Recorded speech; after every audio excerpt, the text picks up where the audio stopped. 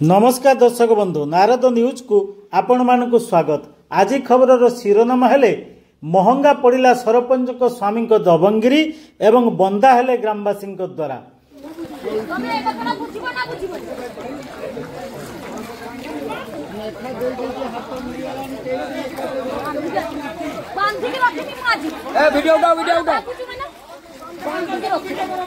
महंगा पड़ी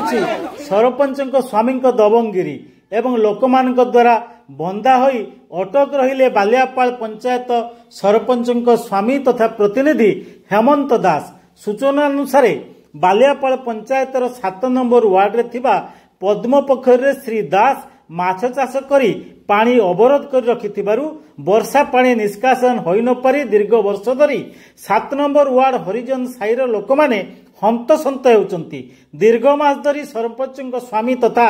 प्रतिनिधि हेमंत दास तहसीलदार बीडीओ को गाँ लोके गुहारी करिसंती। एथिप्रति केही दृष्टि देउ नथिले। तेबे 50 गोटी परिवार 3 मास हेला जलबंदी होई रहुथिबारु बहु हैरान हरकत हेउचंती। काहाकू साप कामुडुची तो किए विभिन्न रोगरे आक्रांत हेउचंती। तेबे आजी सरपंचक स्वामी हेमंत दास उक्त पद्म पोखरी छाड़ीथिबा माछ देखिया पई आसीथिले। एतिकी बेले सेठारे शताधिक महिला सरपंच स्वामी तथा प्रतिनिधि हेमंत दास को घेरी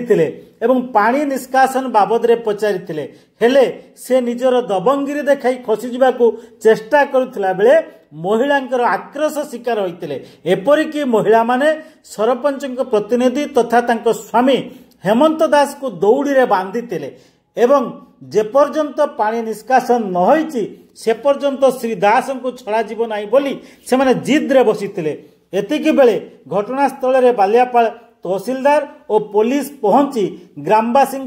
आलोचना परे सरपंच प्रतिनिधि को उद्धार करथिले। तेबे शासक दलर जने सरपंच प्रतिनिधि तथा तांको स्वामींकर एभली दबंगिरी को स्थानीय अंचलवासी निंदा करिथिबा सहित तांकर एभली कांड को नापसंद करिसंती। Bureau report, Narad news.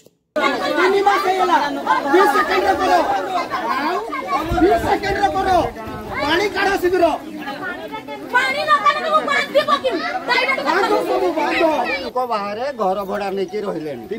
आज 30-25 वर्ष भितर ए पोखर पानी आम देखी देखुले रखी माने आपण माने थरे जाइके आमे तांकु आनिथिले आनिके हमर भाई हिसाब रो तांकु भी हमर राजगद्दी भी बसिचे आया हम कथा साई पड़िसा देश राज्य कथा बुझिबे भी हम कथा से माने बुझिबे हम तांको कथा बुझिचे से हम कथा बुझिबे आमे जत गुटे दुख रो पड़िचे हम कथा से बुझिबे कि नाही बुझिबे आमे ताको से जाइके डाकिले आसिले के बाटिया दे पानी जीवो से समस्त व्यवस्था करि देले हमर भी राजी हेई गले जे जा घर को चली गेले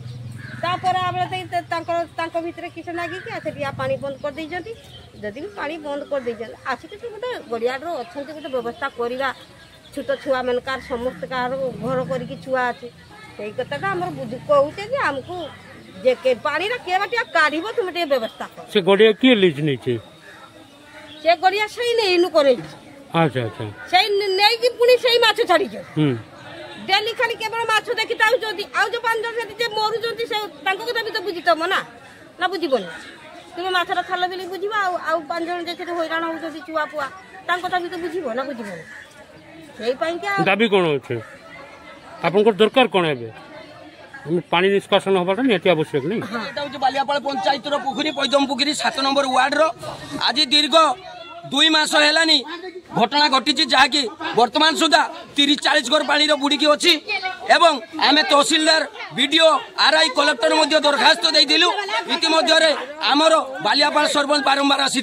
आसवा हेतु आज जो जुक्ति तर्क करवा हेतु सी कौन कहले मो हाथ में किसी पावर ना आम सहीठू कहले आपण किसी गोटे करूँ ना कलेक्टर पावर बालियापाल पंचायत पानी बारिब ना बारिब आम कहले कौन ना मनुष्य मरीगने भी आम बालियापाल पुकुर पानी बारिब ना यहाँ कलेक्टर कहते आम पचारू सरपंच को आज्ञा आपण कौन ना कलेक्टर मत निजे कहते बालियापाल सरपंच कहते बालियापाल पुकुर पानी बारिब ना मनुष्य मरीगले भी बारिब ना आज्ञा दाबी कौन रखुଛନ୍ତି आमर दाबी होउची 2 मास होला हमें जनका को साप कामड़ी देछि 2 जनका घर बुड़ी जाइछि आज